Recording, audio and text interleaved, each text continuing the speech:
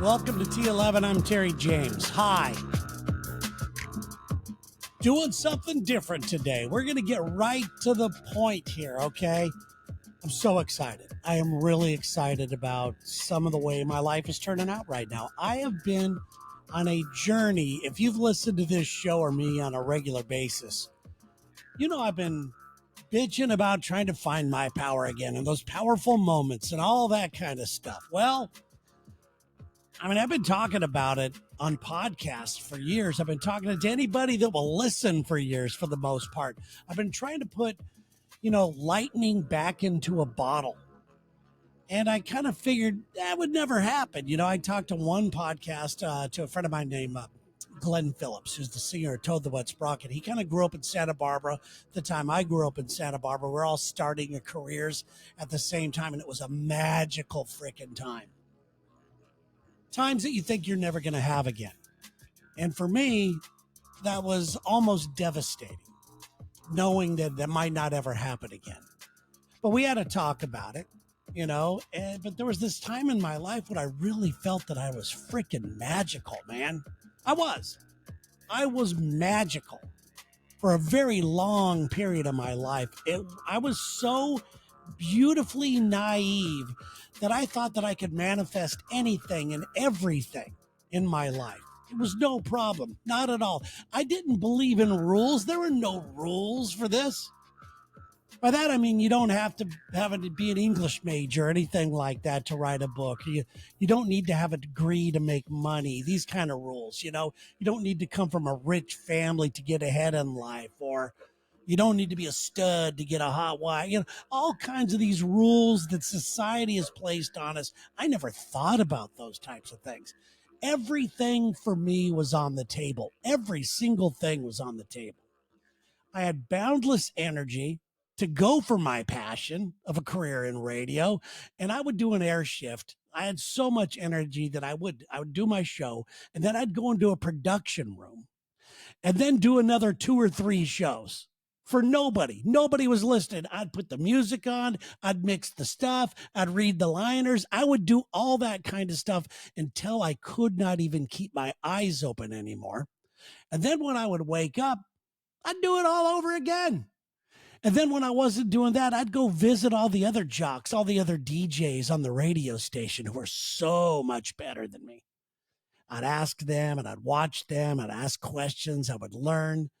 I was in awe of the people like Mark Avery and Jane Asher, who these people did it with such grace and such ease. And man, I wanted to be them. I really wanted to be them. Financially, I had no money, but it didn't matter because I had a life to create, and creating a life is so fucking fun that I didn't need any money. By that time in my life, though, I'd already been studying the greats.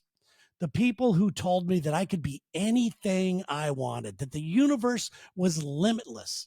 People like Dr. Wayne Dyer and Richard Bach, and years later, Tony Robbins was one of those guys. I didn't believe what they were saying. I knew what they were saying was absolutely true. And this is the way that the universe works. The universal law of attraction. You've heard that, right? It's such an overused saying, and basically such an underused way to exist, because it's so true. I had already unknowingly used the law of attraction. I didn't know I was doing it, but I did it, I was a pretty good kid. I'll give you an example. I was shy as fuck, but I was a pretty good kid. And I knew what made me a pretty good kid. It was because my best friend, Mike, at the time, he was a good kid. And this guy remains one of my best friends to this day. And not too long ago, he and his wife, Susan, and I and Sherry were out to dinner.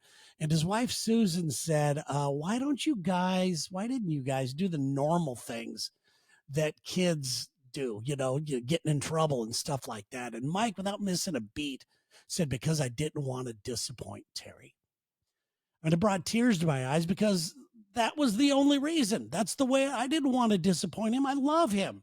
I did not want to be a burden on him. I did not want him to worry about me. I did not want to be a problem in this guy's life. And I also saw with my own eyes that the other kids, the ones that used to be good kids, started hanging out with shitty kids, and then their whole lives got screwed up. I mean, I saw that. I mean, that was more proof that I knew that, all that stuff. I paid attention. I knew that life was about who you hung out with, what you read, what you chose to talk about, and even more so these days, you know, with all conspiracy theory and stuff like that. I mean, it's even more important these days to know what you're filling your face with is going to screw with your life or enhance your life, your decision. Okay. But I knew what my passion was, and I knew that that passion was guiding me to an amazing world, filled with like minded people and really cool experiences. I knew this to be true because I followed other passions in my life, and amazing things happened there as well. I mean, basketball was one of the biggest passions of my life, and it ended up becoming, a way for me to get a college education. It paid for my college. Radio then became a passion for me, and basically here I am today doing radio. But I don't know why I kind of kept this information to myself. I kept it all kind of close to the vest. It was I guess today people call it your unfair advantage, but it's not that. I just kind of kept it a secret. I felt if I let it out, it'd take some of the power that I had away, or take some of the power of that knowledge away.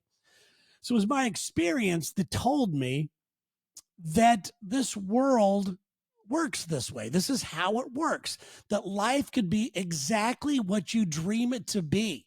It can. In short, if you just follow your passion, like I was talking about, like Richard Bach says, you're never given a wish without also being given the power to make it come true.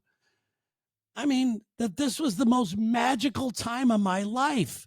I had this knowledge, I had this practice, I had this thought process where I was undefeated. My intuition was strong because I had zero thought of failure, no thoughts of failure whatsoever. I mean, think about it. I mean, my thought was my heart would never pull that kind of a cruel joke on me. God would never do that to me. Why would you put a thought into my head or a dream into my head if I couldn't do it? What kind of world is that? That's bullshit. I never thought, what if this doesn't work? What am I going to do? I never had those thoughts in my mind. So I just went through life not even thinking about that kind of stuff. And I lived this way for many years. I'm going to say many powerful years until one day, until the day, obviously, it stopped. I remember that day. It was the day that I was introduced to fear. Fear completely unraveled my belief system right there on the spot when it happened. Over 40 years, I was feeling like I was in total control of my destiny, and it was shattered in one single moment. The year was 2008. And this had to do with radio. It changed, okay? When radio changed, the life that I created for myself seemed to be over. I was no longer wanted by an industry. I was no longer wanted by a company that I'd given my entire heart and soul to. That was a horrible feeling. It was a really, really, really bad feeling, knowing that I was no longer in charge of my future. Even though that was true for my entire career, since I was always employed by somebody, but it just never felt like I was employed by somebody. It never felt that way to me. I looked at it as they were my partner. They had a radio station to run. They needed somebody full of passion and ideas to do a morning show. And in my eyes, nobody had more passion, more ideas, and more desire than me. We were lucky to have one another. That's what my thinking was. I'll take care of my end of the deal if you take care of your end of the deal. It's the way it is. So now out of nowhere, my infinite power that I had was taken away from me. I was left lost. I was confused. I went to bed one night in 2008 feeling powerful. Woke up the next morning surrounded by fear. Everybody at the radio station was looking over their shoulders, man, just waiting to get fired. And one by one, sure enough, they were being picked off. It was only a matter of time until I was the next guy chosen. And Lex and everybody else was the next guy chosen. Even the bosses and all the owners, they were afraid too. Not only had my industry changed, what was worse than that, everything that I believed in, every core belief and value I had was blown up out of nowhere. I was just standing there kind of wondering, what the fuck just happened? My world was spinning around. I was getting sick to my stomach all the time. Literally, I was. And it lasted for years. Now, when I say this, it sounds a little dramatic, but it's true. In my own certain way, even though other things are going okay around me, I have been in hell for the past 16 years, still waiting for that other shoe to drop, hoping that the radio business would recover. And that I've just been existing for the last 16 long frickin' years, feeling powerless, but at the same time, kind of grateful that maybe radio has weathered the storm. I don't know, feeling lucky that I still have a job that I love to do, but completely powerless of how to do it and how to grow and everything else. Now, luckily, I was never fired. Thanks to our amazing affiliates who are fantastic.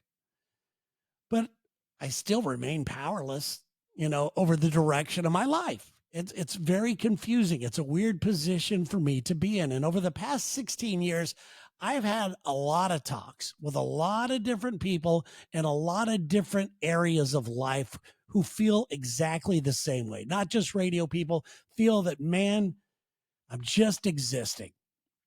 I am just getting by. I don't have the power that I grew up wanting. When you're a kid, you feel like you got the world, you got all the time, you got everything, And maybe aging comes with a certain amount of built-in fear. I'll give you that. And a lot of these people have accepted that this is the way life is going to be for them. And they've adapted to these new rules that they placed upon themselves. But I'm not one of those. I haven't been one of those. I want that powerful, that naive feeling back. I want it back more than anything. I want it so bad I could taste it. It's all I've been thinking about for 16 years. That's where all the magic happens, in that place. When you just don't have any fear, you're just having fun. You're acting out of intuition and love. And that intuition and love is right because you're so grounded and so focused on what you want that that's not even a question in your mind about failure. That's where all the magic happens, right there. So here we are today. This gives me a great, great pleasure to tell you that I did it. I did it. I'm there again. It feels fucking great. It feels fantastic. I know that I'm not going to change an entire industry or anything like that, but I did change the way I feel about it. It's taken me 16 years to get here. What I've learned, once again, has given me power and passion and purpose. I feel good in all aspects of my life, not just career-wise. I just feel good. Feel like whatever comes up, there's going to be roadblocks. Whatever comes up is going to be handled with grace and knowing that I'm just moving forward and that I am in control of my destiny. Okay. Life is so much more than just a career. It's just knowing that, you know what? We got this. We got this. So here I am. I decided that I'm going to share all the painful, all the joyous messages that I've received going through this process. All right. So get some tissues ready. Buckle up. Buckle the fuck up. Because it's my hope that you too can find that powerful past. You can figure this out. I'm just going to throw some ideas at you and everything else, and you guys can take it for what you will. So the next episode, I'm going to dive right into this stuff. I'm going to dive right into this stuff, and we're just going to keep moving. This is episode 1. You guys have a great day. I love you guys. Thanks for being here.